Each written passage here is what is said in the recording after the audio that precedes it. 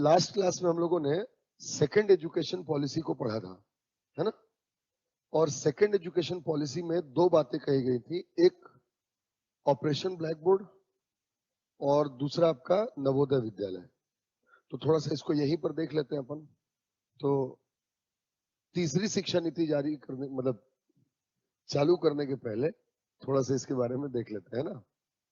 देखो, operation black board,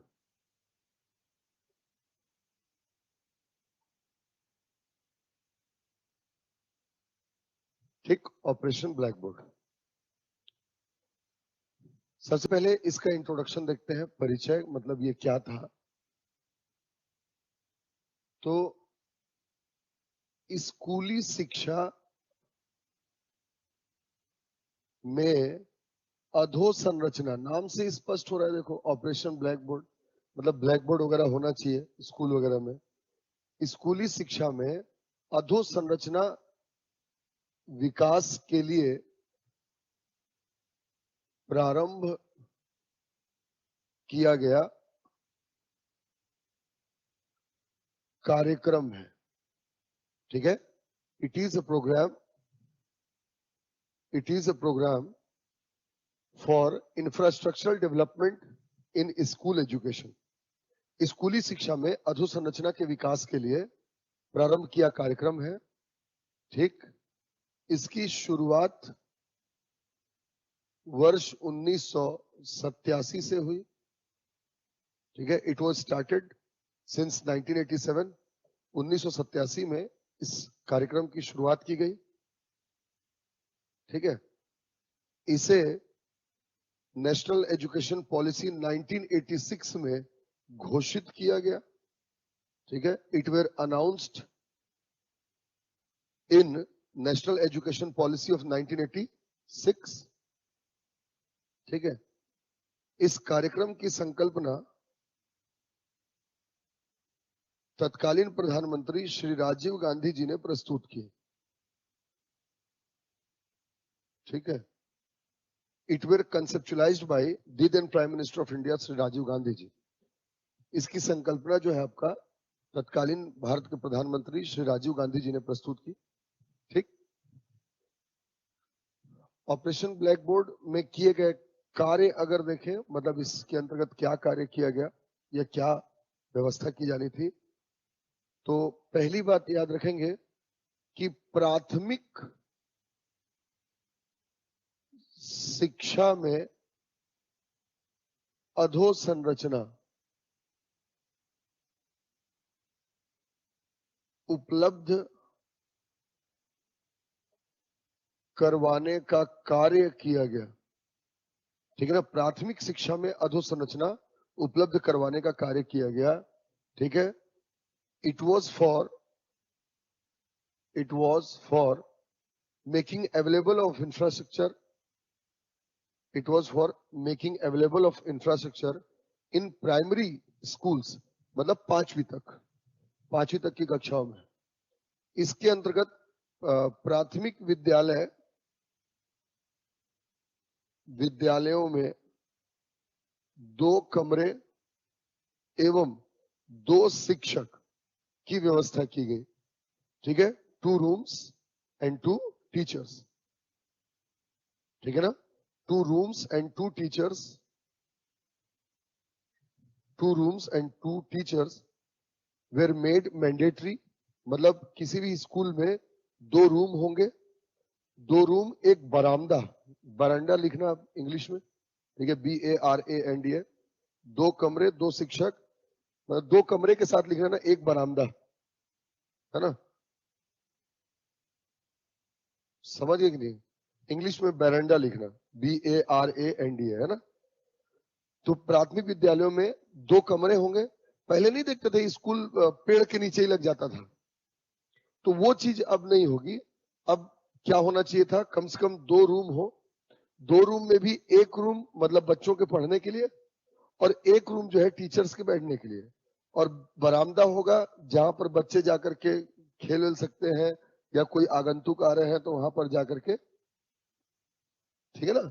ये इसके अलावा स्वच्छ पेयजल, मतलब हर स्कूल में ड्रिंकिंग वाटर, स्वच्छ पेयजल की व्यवस्था की गई। ठीक। शिक्षकों को मुद्रित पाठ्यक्रम एवं आवश्यक सामग्री उपलब्ध कराई गई। Printed curriculum and other materials were made available to the teachers. शिक्षकों को मुद्रित पाठ्यक्रम एवं आवश्यक सामग्री उपलब्ध करवाई गई। ठीक। शिक्षकों को मुद्रित पाठ्यक्रम एवं आवश्यक सामग्री, है ना, प्रिंटेड उनको सिलेबस मिलना चाहिए, और बाकी जो भी आवश्यक सामग्री है जैसे चौक है, डस्टर है, बोर्ड है ना, ये सारी चीजें उनको अवेलेबल करवाई गई। तो ये आपका प्रमुख था। याद रखें 1992 में इस योजना में सुधार, मतलब इस योजना में कुछ संशोधन किया गया, और 1992 में संशोधन करके ये जो 2 कमरे थे अब इसको 3 कमरा, 3 शिक्षक और 1 बरामदा कर दिया गया। 1992 में इसमें संशोधन किया गया ऑपरेशन ब्लैक बोर्ड में। ठीक। 1992 में संशोधन करके इसमें कमरों की संख्या बढ़ाकर 3 और शिक्षकों की संख्या को बढ़ा करके भी 3 कर दिया गया है। 3 कमरे 3 शिक्षक अनिवार्य कर दिया गया है। ठीक।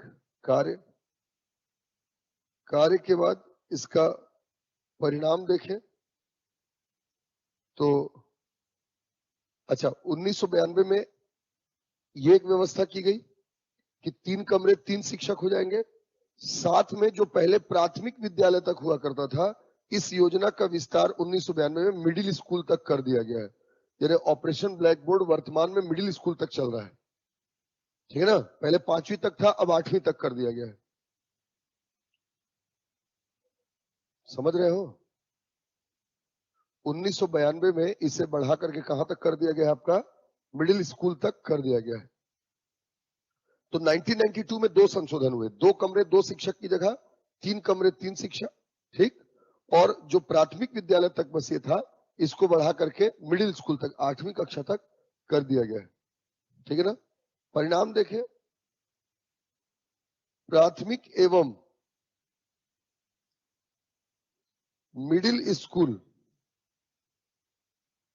की व्यवस्था में सुधार हुआ है। ठीक है। The arrangements of primary and middle school becomes better. प्राथमिक और मिडिल स्कूल की व्यवस्था में सुधार हुआ है। ठीक है। शिक्षकों के लिए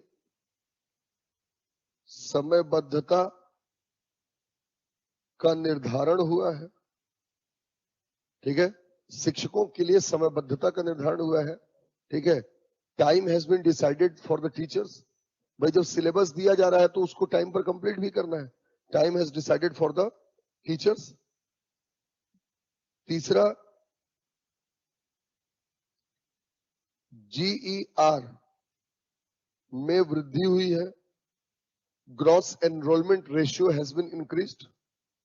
GER या हिंदी में लिखेंगे तो सकल नामांकन अनुपात, सकल नामांकन अनुपात, ग्रॉस एनरोलमेंट रेशियो या सकल नामांकन अनुपात, मतलब स्कूल में एडमिशन लेने की दर जो है वो बढ़ी है। ठीक। चौथा, स्वच्छता का प्रसार हुआ है। ठीक है ना। हाइजीन हैज बीन मेंटेन्ड और इंक्रीज्ड। स्वच्छता का प्रसार हुआ है। ठीक है। तो ये आपका ऑपरेशन ब्लैक बोर्ड है। समझ गया? परिचय, कार्य और इसका परिणाम जो रहा, समझ में आया? ये ऑपरेशन ब्लैक बोर्ड।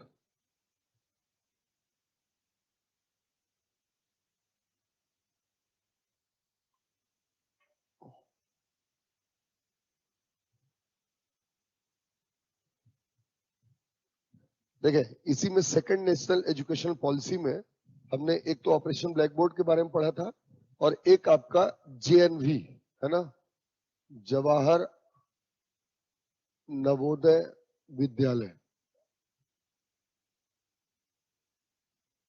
है ना, JNV, ये जवाहर नवोदय विद्यालय। ठीक, देखें परिचय, यह शासकीय आवासीय विद्यालय है, ठीक है ना। It is a government residential school, ठीक है। यह शासकीय आवासीय विद्यालय है, गवर्नमेंट रेसिडेंशियल स्कूल। इसकी स्थापना का प्रावधान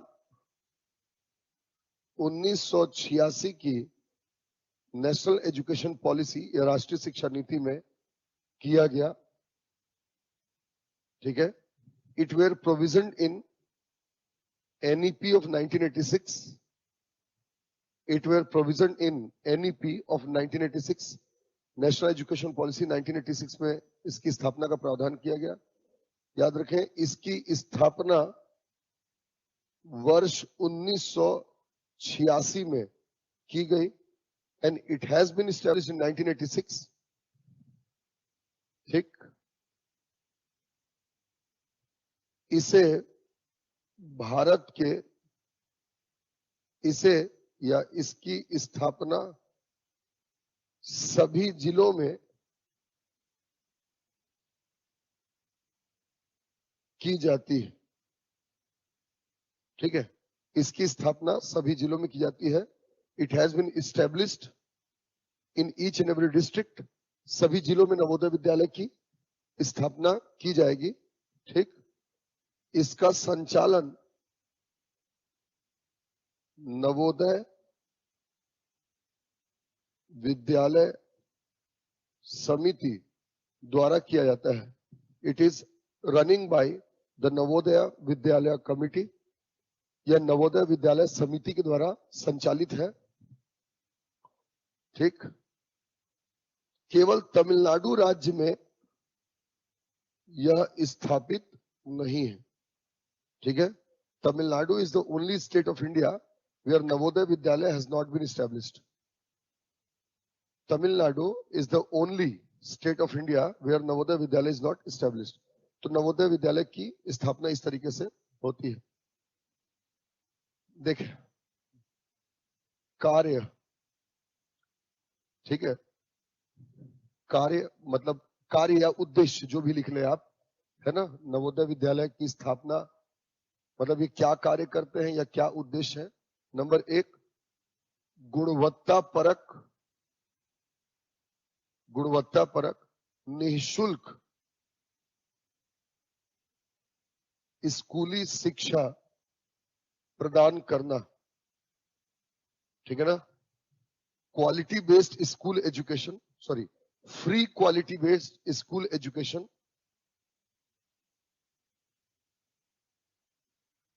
free quality based school education is offered by the JNV, गुणवत्ता परक। दूसरा देखेंगे, स्कूल, सॉरी, इस विद्यालय में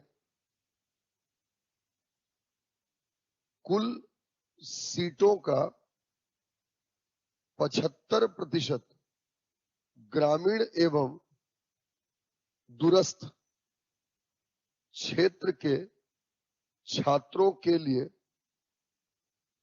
आरक्षित होता है। 75% of seats are reserved for students from rural and remote areas. 75% seats are reserved for the students of rural and remote area. इस विद्यालय में कुल सीटों का 75% ग्रामीण एवं दूरस्थ क्षेत्रों के लिए आरक्षित होता है, ठीक है। जबकि 25% शहरी क्षेत्र के छात्रों के लिए। ठीक है ना, 25% शहरी क्षेत्र के छात्रों के लिए।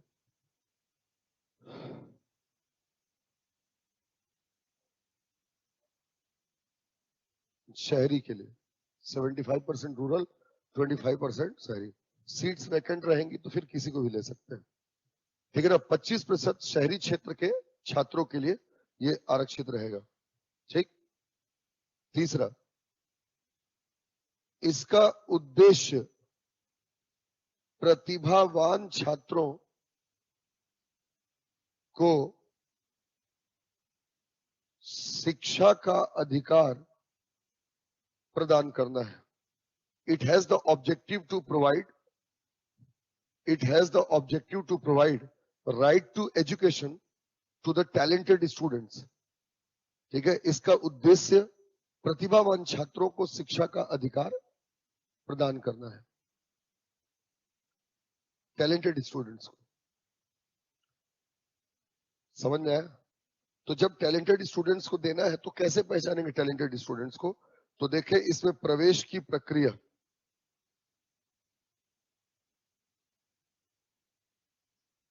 ठीक है ना, प्रवेश की प्रक्रिया।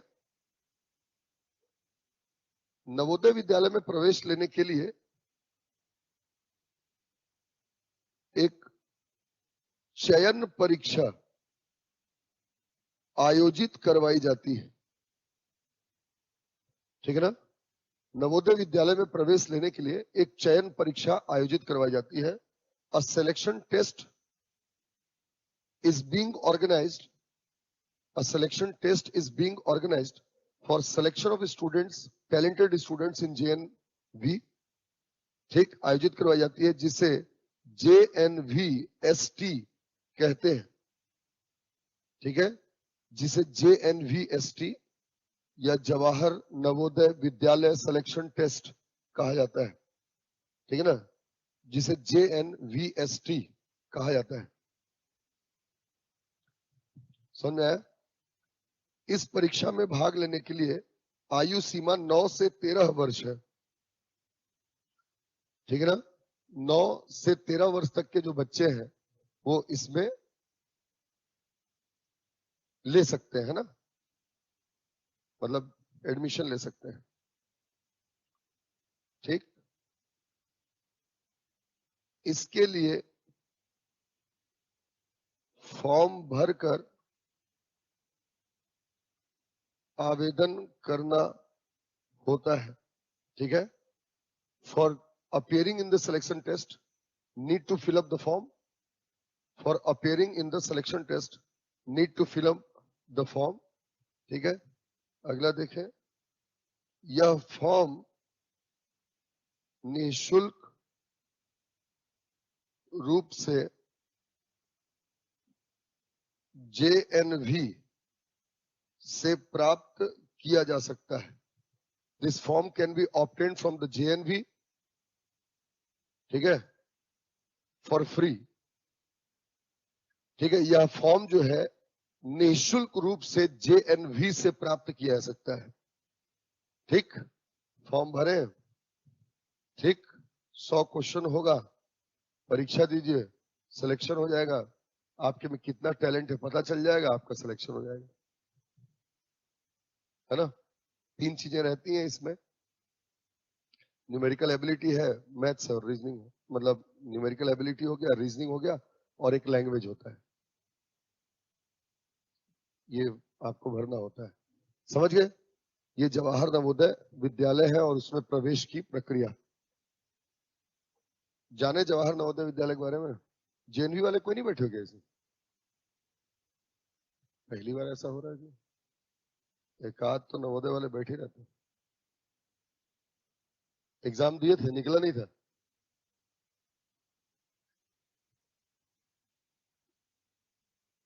हाँ,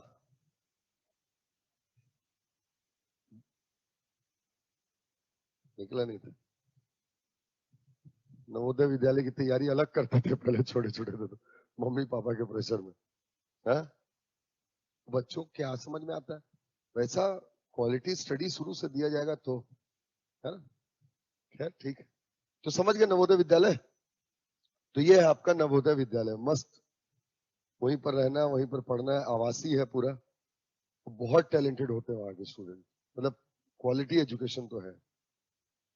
पता नहीं एक भी नहीं दिख रहे हैं, नवोदय विद्यालय वाले तो बहुत अच्छे होते हैं। अरे तुम लोग में से कोई नहीं? राइट ससुर। तो ये आपका सेकंड एजुकेशन पॉलिसी और Navodaya Vidyalaya operation black board हमने पढ़ लिया। अच्छा, इसमें पूरा एडमिशन जो है आपका, मतलब ये सब जानते रहो, पूछ देता है ना फलाना में प्रवेश की प्रक्रिया लिखिए, ठीक है ना। नवोदय विद्यालय में प्रवेश की प्रक्रिया लिख ले, सुने तो बहुत हो, दिए भी हो, फेल भी हुए हो, लिख नहीं पाओगे, है?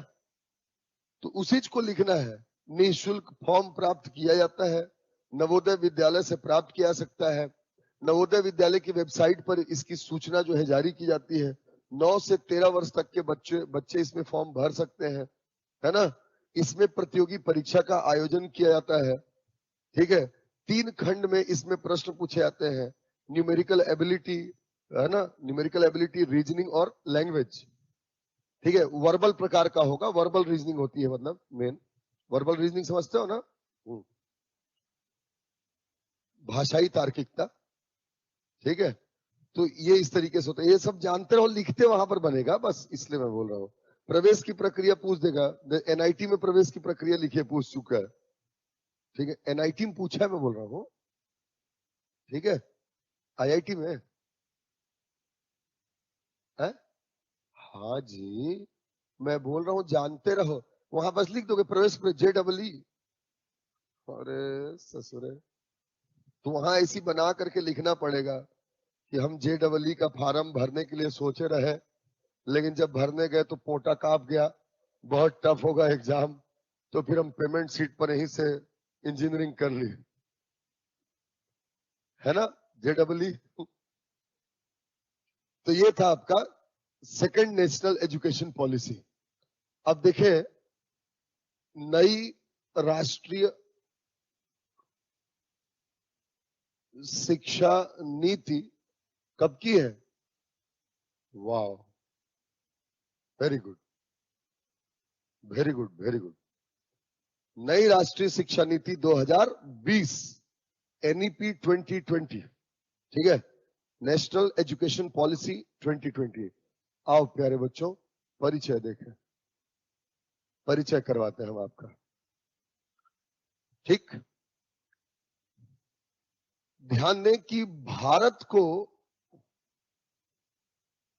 ज्ञान आधारित अर्थव्यवस्था,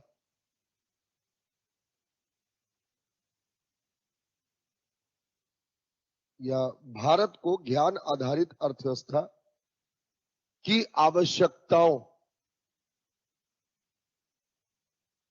भारत की कर लो, भारत की ज्ञान आधारित अर्थव्यवस्था की आवश्यकताओं की पूर्ति के उद्देश्य से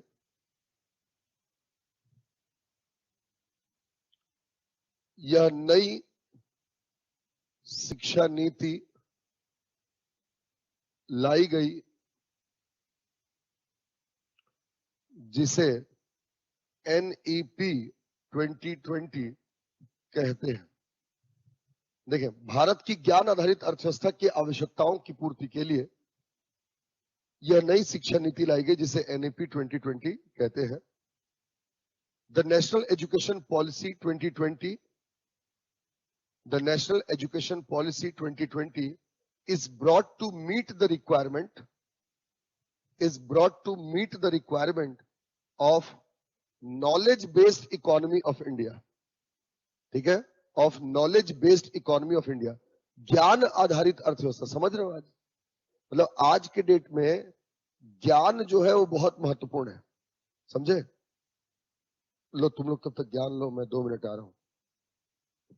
आदरणीय राव सर आए हैं, सब हैप्पी नवरात्रि तो मना, खुश रहो।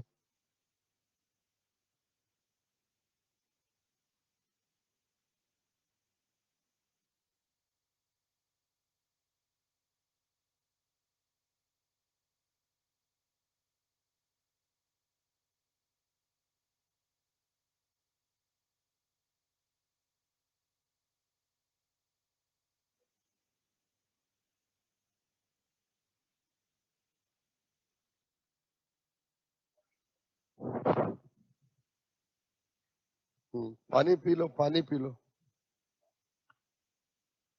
नेशनल एजुकेशन पॉलिसी 2020 लाया गया है टू मीट द क्राइटेरिया और रिक्वायरमेंट ऑफ द फलाना, ठीक है। एनईपी 2020 ला दिया गया। अब देखो प्यारे बच्चों, देखिए सबसे पहले वर्ष 2015, ठीक है ना, ईयर 2015, वर्ष 2015 में यूएनडीपी ने सतत विकास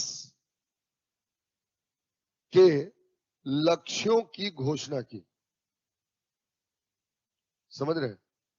2015 UNDP has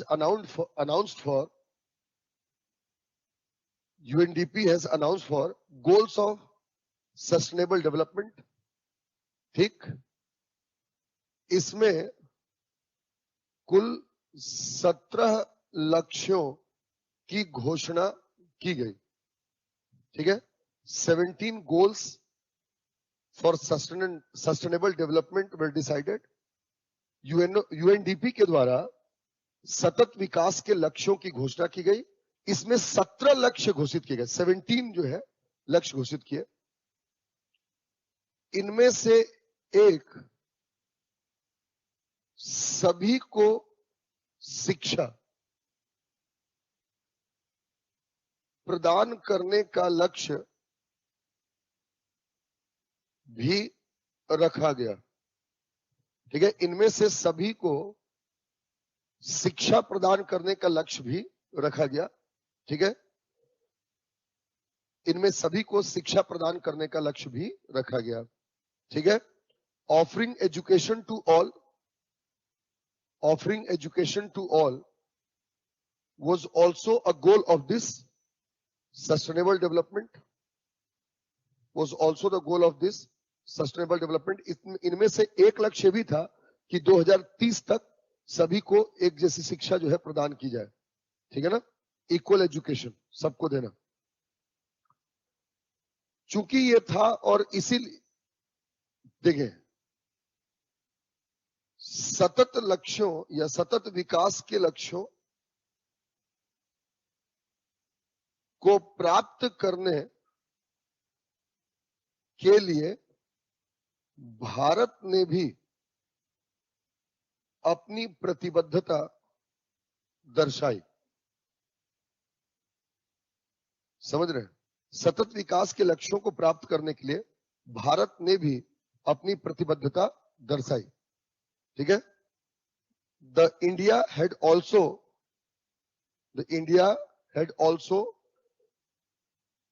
showed its commitment to achieve the goals of sustainable development. Bharat ने भी अपनी प्रतिबद्धता दिखाई।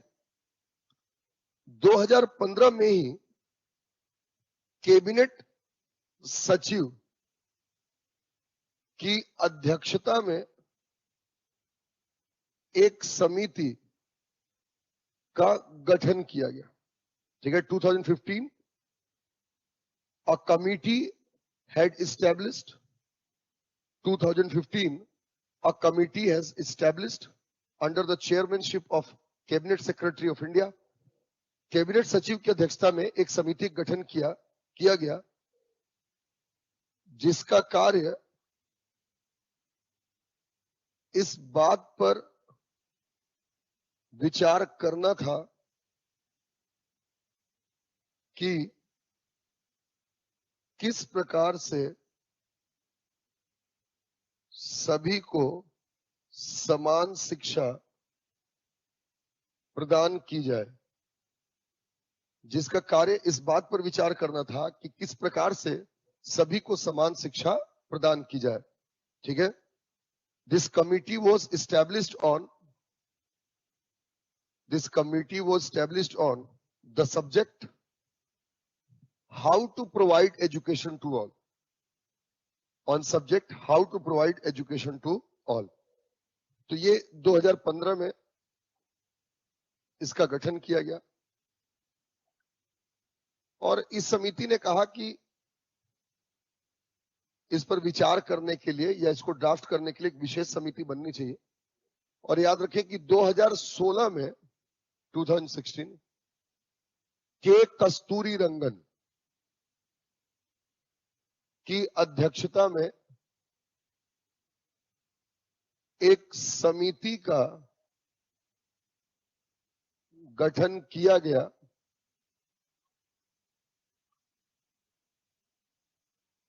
जिसने नई शिक्षा नीति का विचार प्रस्तुत कर इसके लिए ड्राफ्ट तैयार किया। देखें, a committee 2016 a committee has been established under the chairmanship of K. Kasturi Rangan. A committee has been established under the chairmanship of K. Kasturi Rangan, which has suggested to brought new education policy,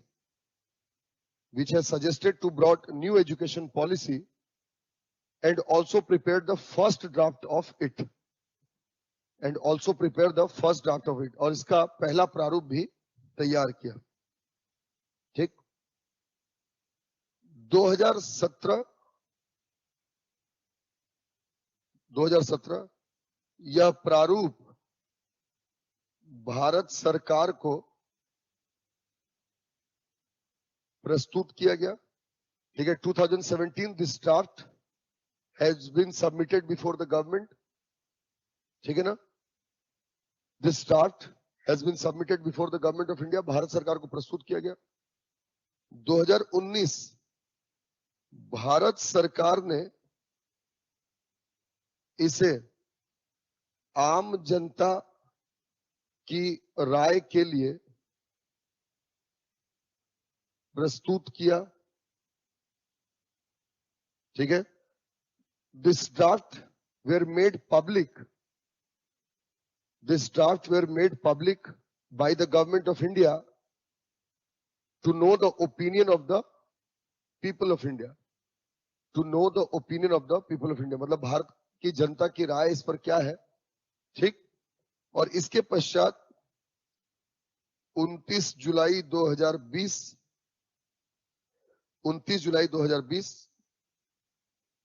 मंत्रिमंडल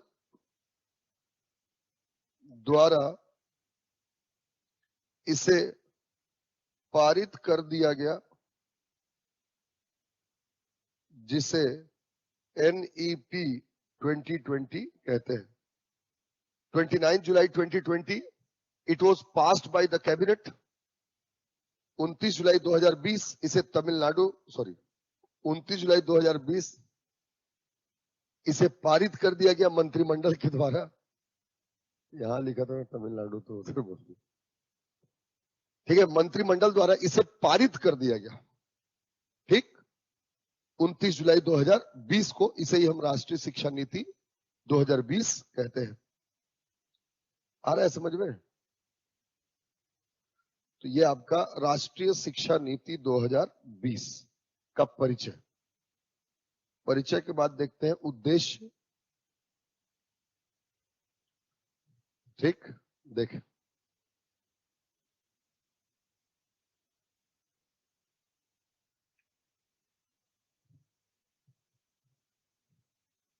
हाँ, तो भारत में शिक्षा का विकास कुछ भी बाहर नहीं है, इसलिए पूरे आंकड़े वाकड़े सब तो बता रहा हूं, पूरा डिटेल।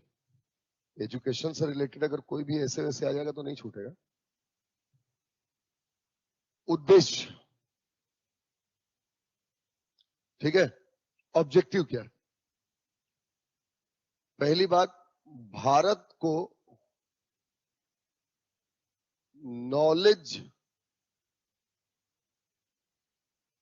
हब बनाना। ठीक है, making India as a knowledge hub. ठीक है, भारत को नॉलेज हब बनाना, और ये मैं नहीं बता रहा हूं अपने मन मर्जी से, इसी में लिखा हुआ है एनईपी में ही।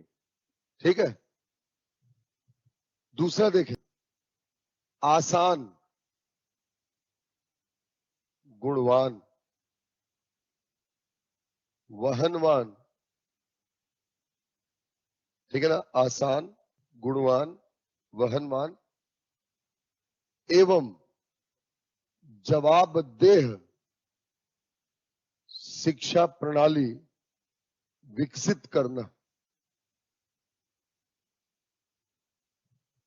ठीक है, आसान, गुणवान, वहनवान एवं जवाबदेह शिक्षा प्रणाली विकसित करना। ठीक है,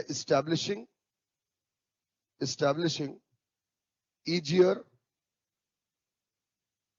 quality based accessible वहनवान एंड अकाउंटेबल एजुकेशनल सिस्टम। आसान मतलब आसानी से शिक्षा मिल जाए, गुणवान मतलब गुणवत्ता परक शिक्षा मिले, वहनवान मतलब इतना कॉस्टली ना हो कि हर कोई हासिल ना कर सके। ठीक, और जवाबदेह मतलब जब आप पढ़ें और अगर आप फेल हो जाए, सफल ना हो, तो टीचर्स की रिस्पॉन्सिबिलिटी भी तय होनी चाहिए। ऑल दो पहले बच्चों की रिस्पॉन्सिबिलिटी तय होनी चाहिए। हम लोग जब पढ़ते थे तो हमारे पिताजी कहीं छोड़ेंगे पढ़ने के लिए, ट्यूशन लगवाते थे, बच्चों में छोटे थे, तो पहले टीचर को बोलते थे दम भर करके कूटना इसको। हाँ, मतलब इतना कूटो कि ये पढ़ाई बस अच्छी करनी चाहिए। और आजकल के माँ बाप पैम्परिंग में लगे रहते हैं। सही है ना, टीचर तो जोर से बोल भी नहीं सकता। इसीलिए तो शिक्षा प्रणाली क्या, और परंपरागत जो शिक्षा पद्धति, और कुछ रहते भी हैं दुष्ट टाइप के टीचरों भी, घर में खकुआ करके आएंगे, उधर पीट देंगे बच्चों को। तो उसके लिए तो फिर पुलिस है ना, न्याय प्रणाली है ना। अब देखो ना, तुम लोग मार खाए हो स्कूल में, तुम लोग तो खाए होगे, शकल से दिख रहे हो। ये अंतिम पीढ़ी है मेरे को लगता है अब मार खाने वाली। इसी बात तो जानेंगे ही नहीं टीचर और स्टूडेंट का रिलेशनशिप क्या होता है। सही नहीं बोल रहा हूँ? तुम लोग कुटाए हो मतलब, है ना। हाँ, मैं शकल देखते थोड़ा सा अंदाजा लगा था, फिर भी मैं सोचा नए युग के हो तो भाई, हमारे जमाने में तो कोई ऐसा स्टूडेंट नहीं होगा। अच्छा, सबकी हालत खराब गणित के टीचर से रहते थे, है? पता नहीं गणित के टीचर कभी अभिजीत सर टाइप मिले ही नहीं हमको, है ना। इतने सॉफ्ट स्पोकन, है ना, इतना आराम से। मैं गणित के टीचर देखे टेंशन रहता था, बहुत मारते थे। मैं नहीं खाया हूं, मैं गणित में बहुत अच्छा था, मैथ्स गोल्ड मेडलिस्ट हूं भाई मैं, ऐसा वैसा नहीं है। तो आसान, गुणवान, वहनवान और जवाबदेह शिक्षा प्रणाली विकसित करना। ठीक है, बचपने में तो नहीं चले गए हैं, परीक्षा देना है भैया, आओ आओ बाहर आओ, बाहर आओ। थोड़ा चले गया हूं सर, बोल आओ आओ आओ। ठीक है, तो ये शिक्षा प्रदान करवाना। ठीक, तीसरी चीज देख, तीसरा, स्कूली शिक्षा में ग्रॉस एनरोलमेंट रेशियो 100% करना। कब तक? वर्ष 2040 तक। ठीक है ना, वर्ष 2040 तक स्कूली शिक्षा में ग्रॉस एनरोलमेंट रेशियो 100% करना। मतलब अभी 56.5 है प्रेजेंट में, मतलब ग्रॉस एनरोलमेंट रेशियो मतलब स्कूल पढ़ने के लिए 56.5 बच्चे ही नाम लिखवाते हैं, मतलब ग्रॉस है ये। अब उसमें से कितना छोड़ देते हैं वो तो छोड़ ही दो, ड्रॉप आउट रेशियो अलग है। ठीक, ग्रॉस एनरोलमेंट रेशियो आपका 100% करना है 2040 तक, मतलब जितने बच्चे हो उतने जाए। ठीक है, चौथा, उच्च शिक्षा हायर एजुकेशन में ग्रॉस एनरोलमेंट रेशियो 50% करना, अभी 26% है। ठीक है, उच्च शिक्षा में 50% अचीव करना। कब तक? वही सेम 2040 तक 50% ग्रॉस एनरोलमेंट रेशियो को अचीव करना है 2040 तक। अच्छा, इसके बाद 2040 तक पीटीआर, है ना, मतलब people teachers ratio, student teacher ratio, मतलब ठीक है ना, ये करना है आपका 1:30। सही बात, एक बच्चे पर 30 टीचर रहेगा, 30 बच्चे पर एक टीचर रहेगा। है ना? एक उल्टा बोला था क्या मैं? ऐसा बोला क्या? 30 टीचर, हाँ 30 टीचर पर एक बच्चा है, पढ़ाओ रे मेरे को, बोले पढ़ा पढ़ा। 2040 तक ये स्थिति आ जाएगी, एक स्टूडेंट जो है 30 टीचर ऐसे बैठ, स्टूडेंट यहाँ खड़ा होगा, पढ़ाओ चलो मेरे को। नहीं, ऐसा वाला बोल दिया था उल्टा। पीटीआर क्या है? सैटरडे है ना, होता ही है। ठीक, पीटीआर। ए सुनो ना, तुम लोग पीटीआर नहीं लिखना, क्योंकि तुम पक्का पेरेंट्स टीचर रेशियो लिख दोगे। हाँ, शिक्षक छात्र अनुपात, कृपेन वेरी गुड, आपको इसके लिए नोबल दिया जाएगा। ठीक है, इसके अलावा देखो, लचीली शिक्षा प्रणाली, लचीली शिक्षा प्रणाली, फ्लेक्सिबल एजुकेशनल सिस्टम। लचीली शिक्षा प्रणाली मतलब जब मन कर रहा है जाओ, नहीं मन कर रहा मत जाओ। मतलब जब तक मन करे पढ़ो, जब मन ना करे ड्रॉप ले लो। समझ बात? मन करे तो ऑनलाइन, मतलब आंदोलन कर दो, ऑनलाइन चाहिए हमको। मतलब देखो तो क्या तमाशा है, ऑनलाइन के लिए आंदोलन किया, मिल भी गया बिना कोरोना के। मतलब आधे लोग का तो, मतलब 20, 21, 22 में तो ग्रेजुएट हो गए लोग बिना पढ़े लिखे, है नहीं? एक तो मीम में देख रहा था, उसमें बता रहे थे कि कुछ समय बाद तो अजय माला पर अपना नाम लिख करके जमा कर दो, ऐसा आया था ना मीम में। तो लचीली शिक्षा प्रणाली है, मतलब फ्लेक्सिबल रहेगा। ओपन स्कूल में आप जा सकते हैं, ग्रेजुएशन 4 साल का हो जाएगा ग्रेजुएशन, तो 4 साल में पहले साल में ही छोड़ दो तो सर्टिफिकेट मिल जाएगा, इस टाइप का है व्यवस्था। इसके अलावा 7वां, व्यावसायिक शिक्षा का विकास करना। ठीक है, development of vocational education in India, व्यावसायिक शिक्षा का विकास करना। तो ये सब क्या है, इसके उद्देश्य। ठीक है ना, ये सब इसके उद्देश्य। अब इसके प्रावधान देखें।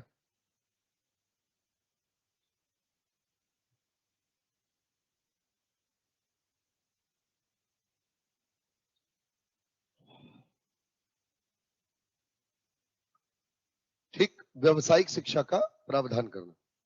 अब देखो, इसके बाद इसमें प्रावधान देखते हैं अपन। तो इसके प्रावधान को याद करने के लिए ना, इसको 3 हिस्सों में बांटते हैं। पहला, स्कूली शिक्षा से संबंधित प्रावधान। ठीक है, provision related with school education. दूसरा, उच्च शिक्षा से संबंधित प्रावधान। और तीसरा, अन्य प्रावधान।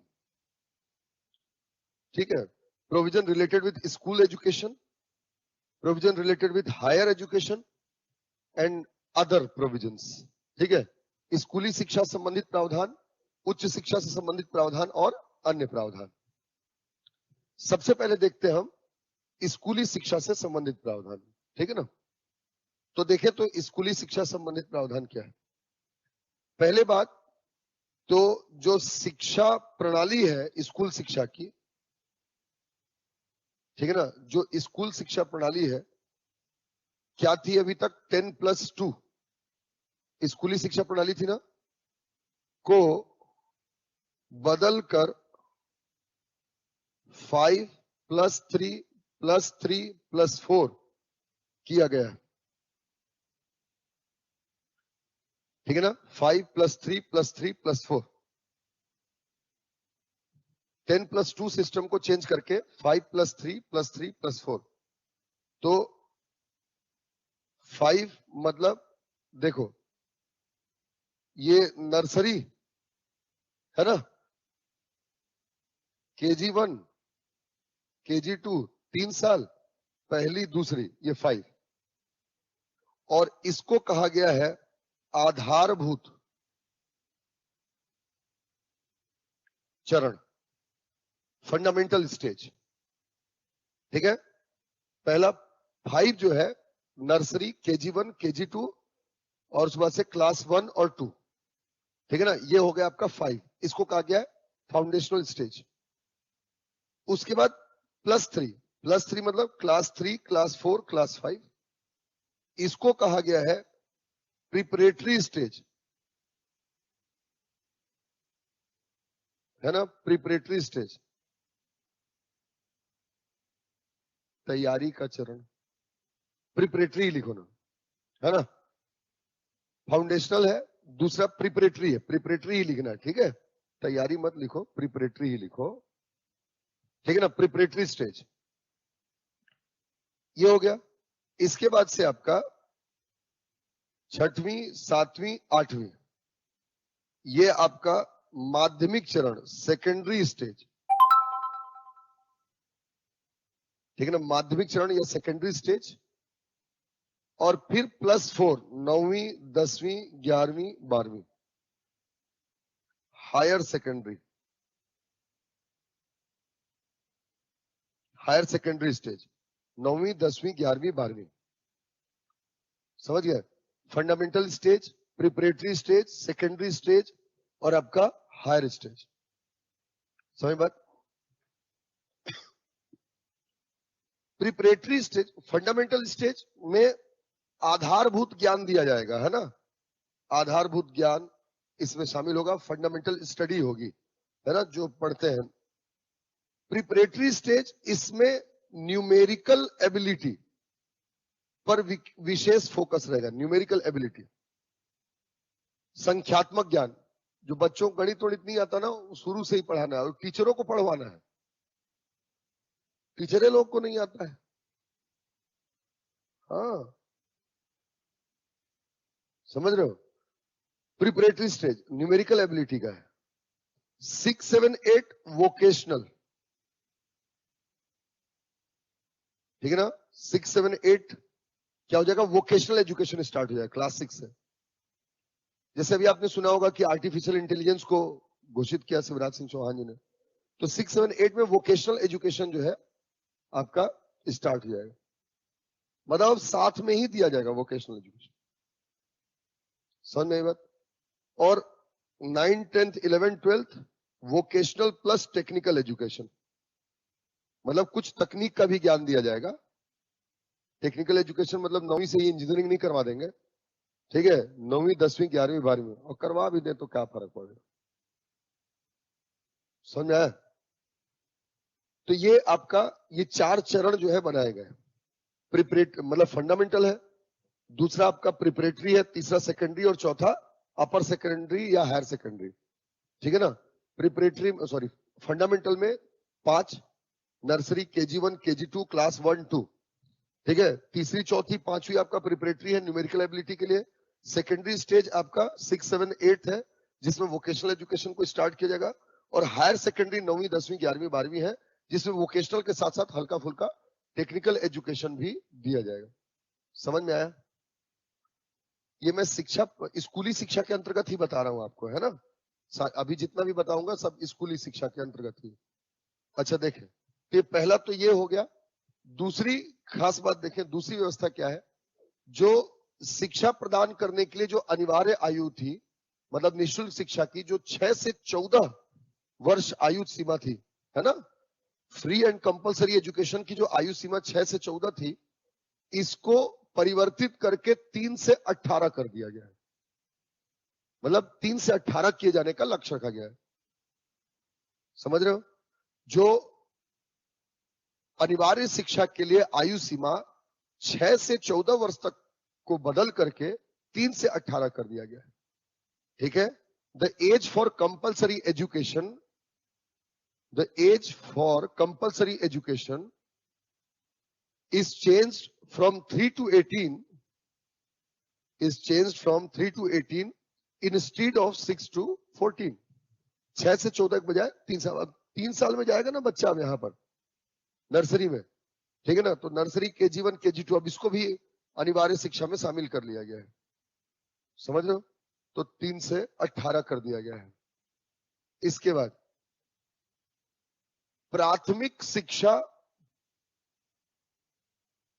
मातृभाषा में प्राप्त करने की छूट दी गई है, ठीक है। प्राथमिक शिक्षा मातृभाषा में प्राप्त करने की छूट दी गई है, ठीक है। A student can get the primary education in their mother tongue. अच्छा, मातृभाषा समझ रहे हो? हिंदी, आपकी अपनी क्षेत्रीय भाषा में आप हासिल कर सकते हो, ठीक है ना। प्राथमिक शिक्षा मातृभाषा में। चौथा, त्रिभाषाई फार्मूला अपनाया गया है, ठीक है। Tri language formula has been adopted. Tri language formula has been adopted for the school education. त्रिभाषाई फार्मूला जो है अपनाया गया है, और इस त्रिभाषाई फार्मूला में हिंदी, इंग्लिश और मातृभाषा, रीजनल लैंग्वेज, ठीक है ना। हिंदी, इंग्लिश और मातृभाषा, ठीक है। Hindi, English and mother tongue या रीजनल लैंग्वेज जो भी है, त्रिभाषाई फॉर्मूला को अपनाया गया है। समझ रहे हैं? त्रिभाषाई फॉर्मूला को अपनाया गया। तो स्कूल एजुकेशन में ये चीजें थोड़ी ध्यान देने वाली है।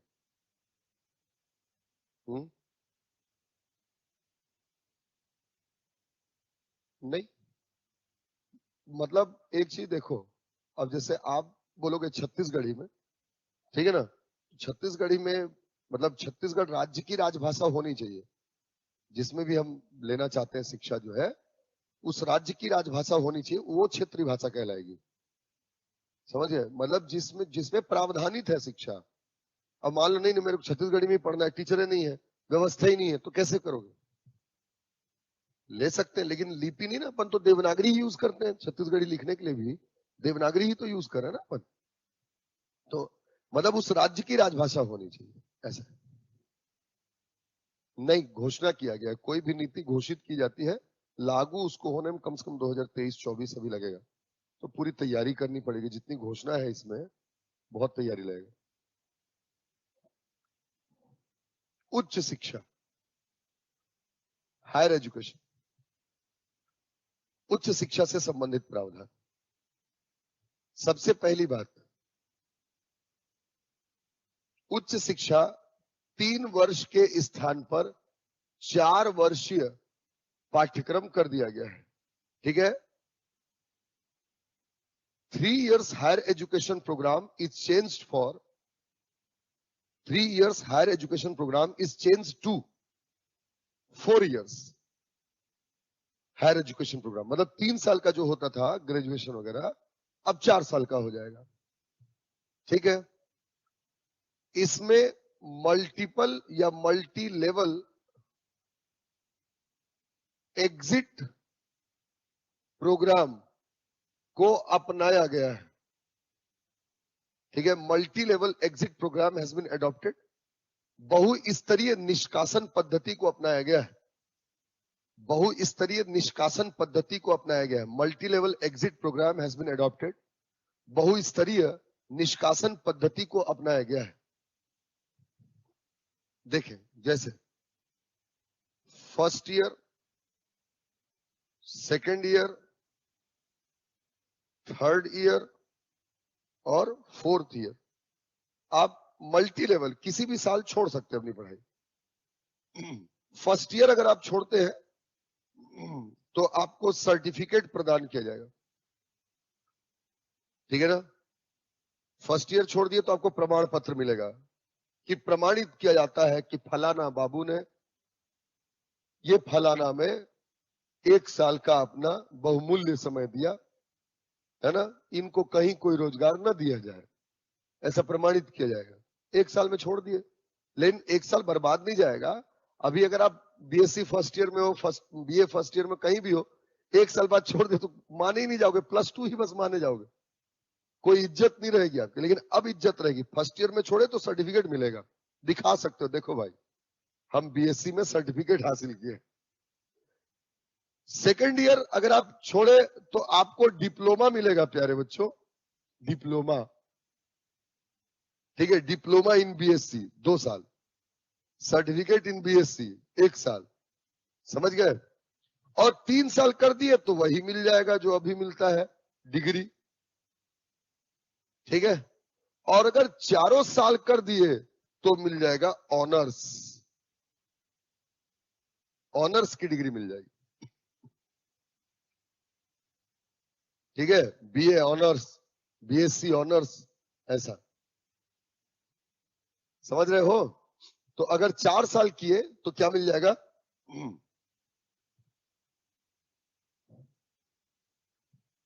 समझ में आ रहा है। तो ये इस तरीके से किया गया। तीसरी चीज देखें, पोस्ट ग्रेजुएशन 1 वर्ष का कर दिया गया है। अगर आप ऑनर्स किए हैं तो ग्रेजुएशन 4 साल में, और पीजी अब 1 साल का हो जाएगा। ठीक है, पोस्ट ग्रेजुएशन 1 साल का हो जाएगा। ठीक, पोस्ट ग्रेजुएशन। चौथा, एमफिल को समाप्त कर दिया गया है। एमफिल, मास्टर ऑफ फिलॉसफी, अब इसको समाप्त कर दिया गया। ठीक है, अब एमफिल नहीं कर पाएंगे, मतलब जब लागू हो जाएगा पूरी तरीके से तो एमफिल नहीं कर पाएंगे। अब सीधा क्या होगा आपका, पीएचडी करो, सीधा करना है तो दाएं बाएं मत करो, समझ में आया। नहीं तो पहले एमफिल कर लेते थे 2 साल का, फिर 2 साल में एमफिल वालों की पीएचडी होती जाती थी। अब नहीं, डायरेक्ट पीएचडी का। समझ में आ रहा है। पांचवा, प्रत्येक जिले में विश्वविद्यालय की स्थापना का लक्ष्य रखा गया है। मतलब हर डिस्ट्रिक्ट में यूनिवर्सिटी होना चाहिए, हर जिले में विश्वविद्यालय की स्थापना का लक्ष्य रखा गया है। इसके अलावा विदेशी विश्वविद्यालयों को भी भारत में प्रवेश की अनुमति दी गई है। ठीक है, विदेशी विश्वविद्यालयों को भी भारत में प्रवेश की अनुमति दी गई है। Foreign universities are also allowed, foreign universities are also allowed to get established in India. विदेशी विश्वविद्यालय भी भारत में अब स्थापित हो सकते हैं और भारत में शिक्षा दे सकते हैं। इसके अलावा सीईई, सीईई मत लिख देना अभी अपने, पहले ही मैं जो बोल रहा हूं उसको लिखना। सीईई मतलब क्या समझोगे, सीईई कॉमन एंट्रेंस एग्जाम। ठीक, महाविद्यालयों एवं विश्वविद्यालयों में प्रवेश लेने के लिए, महाविद्यालयों एवं विश्वविद्यालयों में प्रवेश लेने के लिए सीईई के आयोजन का प्रावधान किया गया है। सीईई के आयोजन का प्रावधान किया गया है। The CEE is provision for admission in colleges और यूनिवर्सिटीज। आपका 12वीं तक की पढ़ाई हो गई, 5+3+3+4 की, और 12वीं तक की पढ़ाई होने के बाद अब आप कॉलेज में एडमिशन लेना चाहते हैं तो आपको एक एंट्रेंस एग्जाम देना पड़ेगा जिसको सीईई कहा जाएगा। इस एंट्रेंस एग्जाम को एनटीए कंडक्ट करवाएगी, नेशनल टेस्टिंग एजेंसी। ठीक है ना। इस सीईई को लिखते जाना, मैं लिख नहीं रहा हूं, इसका मतलब ये नहीं कि लिखना नहीं है आपको। ठीक, ऐसा सोचते हो जैसे मेरे को ही मेंस लिखना है कि ये लिखेंगे तो हम लिखेंगे। हा? लिखो, यह प्रवेश परीक्षा एनटीए द्वारा आयोजित करवाया जाएगा। एनटीए, यह प्रवेश परीक्षा एनटीए द्वारा आयोजित करवाया जाएगा। एनटीए का फुल फॉर्म है national testing agency. This entrance examination shall be conducted by NTA. ठीक है। After examination a score card shall be provided. After examination a scored card shall be provided. उसी में कंटिन्यूएशन लिखना है। प्रवेश परीक्षा के बाद एक स्कोर कार्ड दिया जाएगा। प्रवेश परीक्षा के बाद एक स्कोर कार्ड दिया जाएगा जो भारत के सभी विश्वविद्यालयों में मान्य होगा। ठीक है, जो भारत के सभी विश्वविद्यालयों में मान्य होगा। क्लियर। एक स्कोर कार्ड प्रदान किया जाएगा जो कि भारत के सभी विश्वविद्यालयों में मान्य होगा। ठीक, लेकिन बाध्यकारी नहीं होगा। ठीक है, but it shall not be mandatory for the universities और कॉलेजेस, लेकिन बाध्यकारी नहीं होगा। विश्वविद्यालय चाहे तो अपनी प्रवेश परीक्षा भी करवा सकते हैं, मतलब हर यूनिवर्सिटी अपना भी करवा सकती है और सीईई के बेस पर भी ले सकती है। सही बात। 8वां देखें, बैंक ऑफ एकेडमिक क्रेडिट की स्थापना की जाएगी। Bank of academic credit shall be established, Hindi में भी वैसे लिखेंगे, बैंक ऑफ एकेडमिक क्रेडिट की स्थापना की जाएगी। ठीक है, बैंक ऑफ एकेडमिक क्रेडिट मतलब समझ लो, बस लिखना नहीं है आपको। बैंक ऑफ एकेडमिक क्रेडिट कहने का मतलब यह है कि आपने जो भी पढ़ा है वो क्रेडिट हो गया आपका, उसको हमेशा जो एजेंसी है वो क्या करेगी, मेंटेन करके रखेगी, है ना। जहां से आपने छोड़ा है वहीं से आप फिर आगे शुरू कर सकते हैं। मतलब आपके जितने भी जो भी पढ़ाई है आपकी एकेडमिक क्रेडिट होगी। मतलब जैसे अभी क्या होता है, मतलब समझने का ये है कि जैसे आप फर्स्ट ईयर कर लिए हो और बाकी चीज नहीं की हो तो कोई मतलब नहीं है। अगर आप फर्स्ट ईयर कर लिए हैं तो वो क्रेडिट पर रहेगा, उसके आगे आप डिप्लोमा, डिग्री, ऑनर्स के लिए वहीं से आगे बढ़ सकते हैं। जैसे मतलब बीएससी फर्स्ट ईयर किए, अब आप चाहते हैं बीए करना, तो आपको बीए फर्स्ट ईयर फिर से नहीं करना पड़ेगा, आप सीधा क्या कर देंगे, आपका सेकेंड ईयर से ही उसमें एडमिशन लेकर के कर सकते हैं। इस तरीके की व्यवस्था है ये बैंक ऑफ एकेडमिक क्रेडिट। समझा पाया मैं कि नहीं समझा पाया? हाँ, तो ये आपका बैंक ऑफ एकेडमिक क्रेडिट की स्थापना करने का लक्ष्य रखा गया है। क्लियर हुआ? इसके अलावा देखें,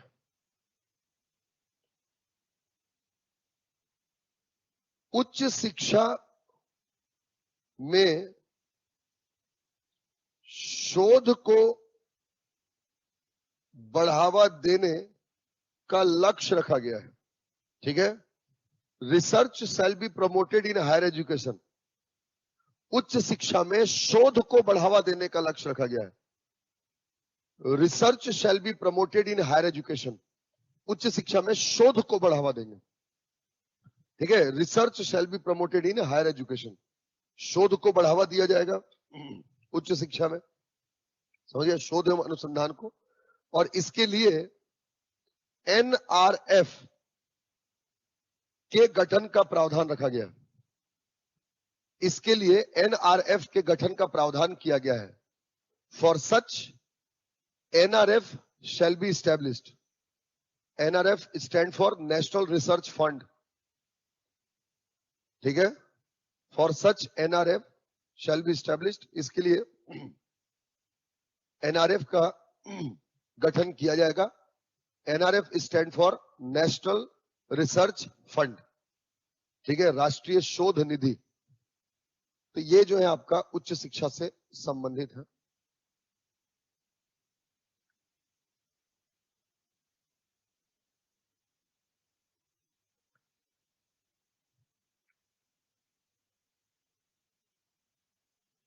अच्छा, इसी में 9 पॉइंट हो गए ना। एक अगला पॉइंट लिखना बेटा, इसी में मिस हो रहा, दिमाग से छूट जाता है। यूजीसी के स्थान पर, यूजीसी के स्थान पर 10वां है, यूजीसी के स्थान पर HECI, सॉरी HEIC। ठीक है, HECI, ठीक है ना, HECI के स्थापना का प्रावधान किया गया है। Higher education commission of India. समझ रहे हैं? यूजीसी के स्थान पर HECI के स्थापना का प्रावधान किया गया है। ठीक है, मतलब यूजीसी को डिसबैंड कर देंगे और उसकी जगह पर क्या आ जाएगा आपका HECI। ठीक है, HECI shall be established in place of UGC. HECI shall be established in place of UGC. University grant commission को हटा करके higher education commission of India की स्थापना की जाएगी। समझ रहे? तो ये था। अब अन्य प्रावधान देखें। Other provisions. अदर प्रावधान में कुछ संस्थाओं की स्थापना करने का लक्ष्य रखा गया है, जैसे GIF के गठन का प्रावधान किया गया है। GIF के गठन का प्रावधान किया गया है, समझ रहे हैं? GIF के गठन का प्रावधान किया गया है, ठीक। The provision for establishment of GIF has been made. The provision for establishment of GIF has been made. इसमें ऐसा लिखिएगा, ऐसा हाइफन डाल करके, ठीक है। पॉइंट 1, GIF का पूरा नाम जेंडर इंक्लूजन फंड है। GIF का पूरा नाम जेंडर इंक्लूजन फंड है। लैंगिक समावेशन निधि, लैंगिक समावेशन निधि, ठीक है। जेंडर इंक्लूजन फंड, लैंगिक समावेशन निधि। नाम से ही आपको स्पष्ट हो रहा है जेंडर बेस्ड है, तो जेंडर में किसको फोकस करेगा? महिलाओं को, ठीक। तो लिखेंगे इसमें सेकंड पॉइंट, महिलाओं को उच्च शिक्षा प्रदान करने के लिए, महिलाओं को उच्च शिक्षा प्रदान करने के लिए, महिलाओं को उच्च शिक्षा प्रदान करने के लिए लैंगिक समावेशन निधि बनाने का निर्णय लिया गया है, ठीक है। To provide the higher education to the women's, to provide the higher education to the women's, the GIF is provision, ठीक। This fund shall be created by the union government, this fund shall be created by the union government. यह निधि केंद्र सरकार बनाएगी, ठीक है।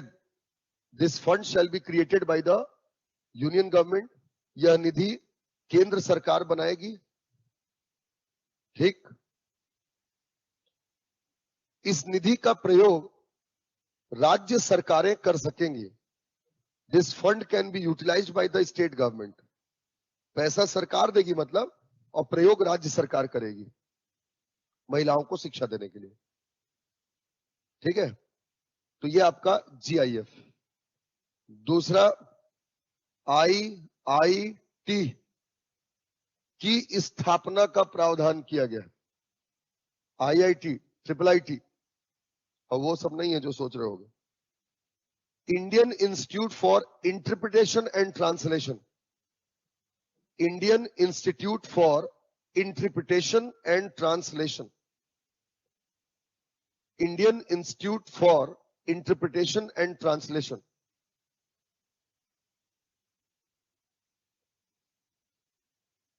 ठीक है। Indian institute for interpretation and translation व्याख्या एवं अनुवाद के लिए भारतीय संस्था, व्याख्या एवं अनुवाद के लिए भारतीय संस्थान, Indian institute for interpretation and translation, व्याख्या एवं अनुवाद के लिए भारतीय संस्थान, ठीक है। Indian institute for interpretation and translation, तो व्याख्या एवं अनुवाद के लिए यह संस्था बनेगी। नाम से स्पष्ट है, व्याख्या करना, अनुवाद करना। तो भारत में लिखेंगे इसमें प्राचीन कालीन साहित्यों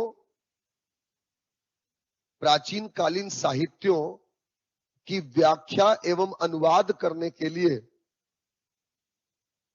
प्राचीन कालीन साहित्यों की व्याख्या एवं अनुवाद करने के लिए इसकी स्थापना का प्रावधान है। It has been established, it shall be established for interpretation and translation of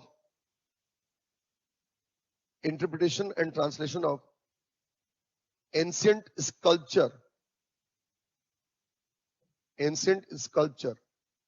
ठीक। इसके बाद तीसरा, NRF के गठन का प्रावधान है।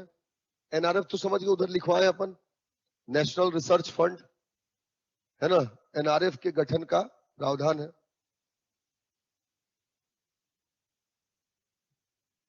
चौथा, national movement for elementary numeracy and literacy. National movement for elementary numeracy and literacy shall be launched. National movement for elementary numeracy and literacy shall be launched. प्रारंभिक संख्यात्मक ज्ञान एवं साक्षरता के लिए प्रारंभिक संख्यात्मक ज्ञान एवं साक्षरता के लिए राष्ट्रीय स्तर पर आंदोलन के रूप में कार्यक्रम प्रारंभ करने की घोषणा की गई है. राष्ट्रीय स्तर पर आंदोलन के रूप में कार्यक्रम प्रारंभ करने की घोषणा की गई है. ठीक. इसके तहत शिक्षकों एवं बच्चों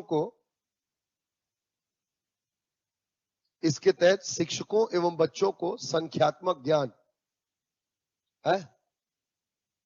क्या बोलूं? आंदोलन के रूप में यह कार्यक्रम चलाए जाने की घोषणा की गई है. आंदोलन के रूप में यह कार्यक्रम चलाए जाने की घोषणा की गई है. इसके अंतर्गत शिक्षकों एवं बच्चों को, ठीक, इसके अंतर्गत शिक्षकों एवं बच्चों को संख्यात्मक ज्ञान दिया जाएगा. बच्चे कौन से? वही क्लास 3 वाले जो प्रिपरेटरी स्टेज के होंगे. तो ये इसके अन्य प्रावधान थे.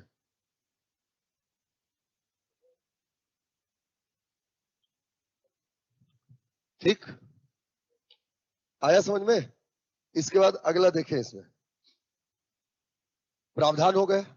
प्रावधान के बाद इसकी सीमाएं लिखें.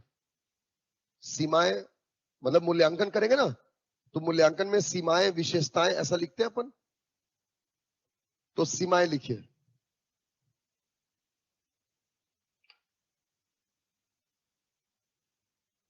हाँ, टीचर्स ट्रेनिंग भी है, जोड़ सकते हैं.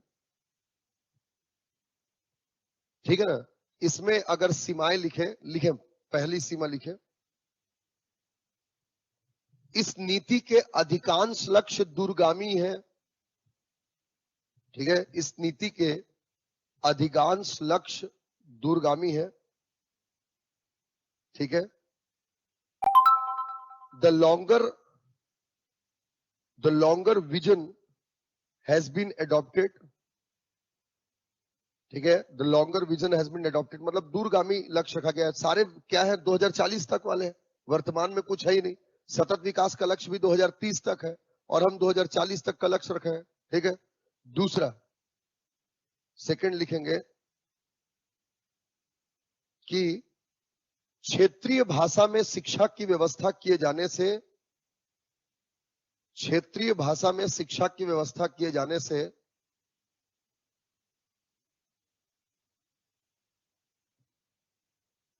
स्थानांतरण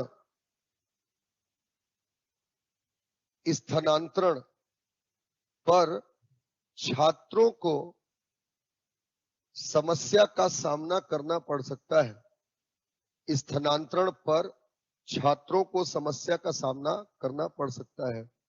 ठीक है. The students may have faced the problem.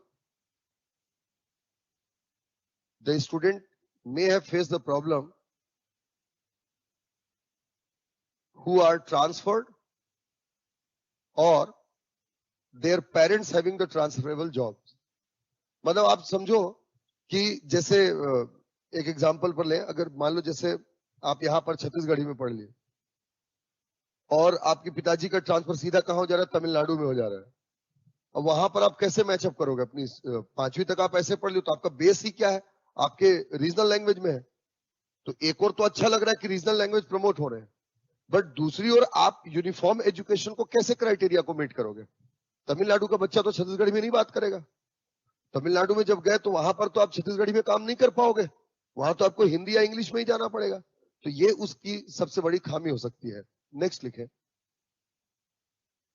विदेशी विश्वविद्यालयों को भारत में प्रवेश की अनुमति देने से, विदेशी विश्वविद्यालयों को भारत में प्रवेश की अनुमति देने से भारतीय विश्वविद्यालयों की संप्रभुता घटती है।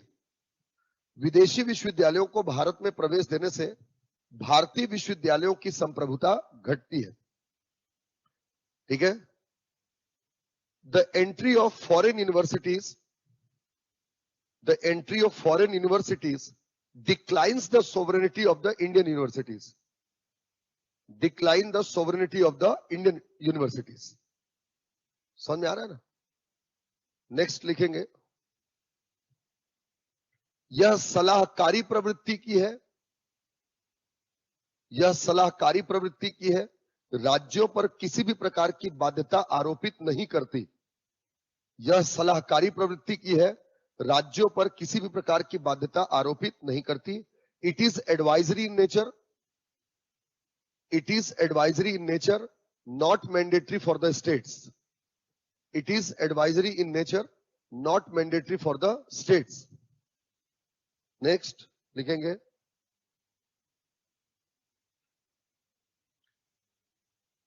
लिखेंगे इसमें,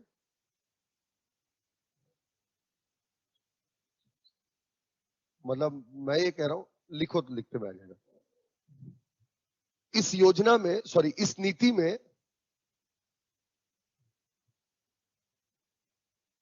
इस नीति में विभिन्न प्रकार की योजनाओं एवं संस्थाओं तथा निधियों की घोषणा की गई है, निधियों की घोषणा की गई है, जबकि 1986 के बाद से अब तक, जबकि 1986 के बाद से अब तक भारत शिक्षा पर व्यय के, भारत शिक्षा पर व्यय के 6% के राष्ट्रीय लक्ष्य को प्राप्त नहीं कर सका है। भारत शिक्षा पर व्यय के 6% राष्ट्रीय व्यय के लक्ष्य को प्राप्त नहीं कर सका है। ठीक है। The various schemes, funds, the various schemes, funds, institutions has been announced, even India is not able to meet the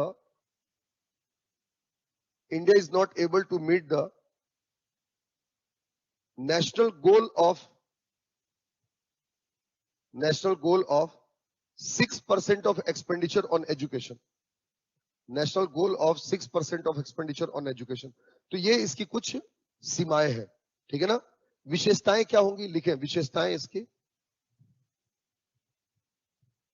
विशेषताएं, फीचर्स। नंबर 1, व्यावसायिक शिक्षा को बढ़ावा देता है। विशेषताएं, व्यावसायिक शिक्षा को बढ़ावा देता है,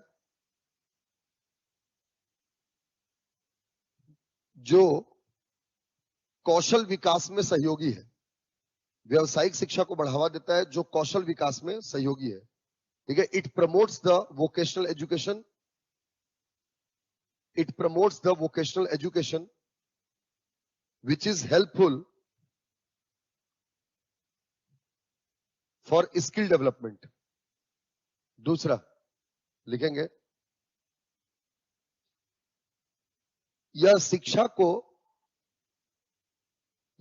के लिखेगा, शिक्षा के सार्वभौमिकीकरण का प्रयास करता है। It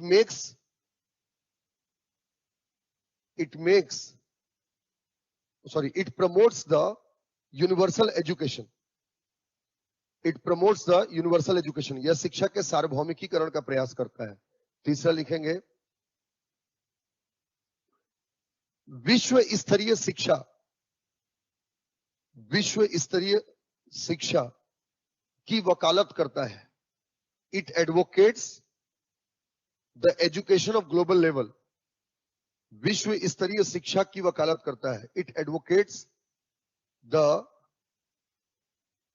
education of global level, विश्व स्तरीय शिक्षा की वकालत करता है। नेक्स्ट लिखेंगे,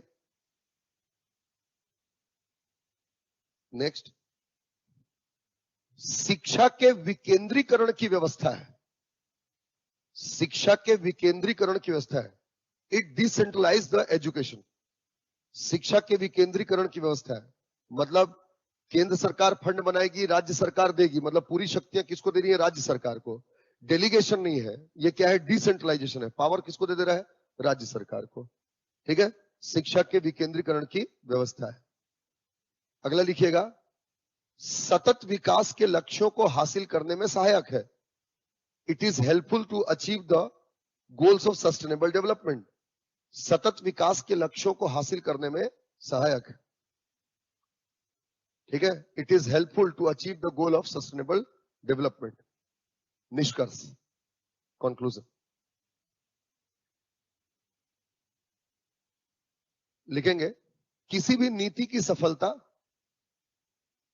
किसी भी नीति की सफलता उसके क्रियान्वयन पर निर्भर करती है। ठीक है, the success of every policies, the success of every policies depends on it's implementation. किसी भी नीति की सफलता उसके क्रियान्वयन पर निर्भर करती है। ठीक, यह नीति निसंदेह, यह नीति निसंदेह भारतीय शिक्षा प्रणाली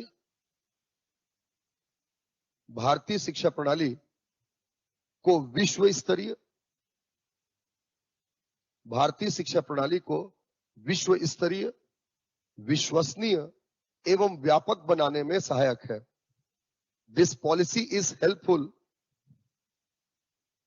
विश्व स्तरीय, विश्वसनीय और व्यापक बनाने में सहायक है। This policy is helpful to make education system of India, to make education system of India faithful, ठीक है, ग्लोबल एंड जनरलाइज्ड। ठीक है, लिखेंगे इसमें अगला, इसकी सफलता के लिए केंद्र व राज्य सरकारों को, केंद्र व राज्य सरकारों व अभिभावकों तथा छात्रों को मिलकर प्रयास करना पड़ेगा। The consolidated effort has to be made, the consolidated effort has to be made by the union and state government, the teachers, parents and students to make this policy successful। ठीक है, इसे सफल बनाने के लिए केंद्र और राज्य की सरकारों, अभिभावकों, शिक्षकों और छात्रों को मिलजुल करके कार्य करने की आवश्यकता है। खत्म। चलिए आगे बढ़े।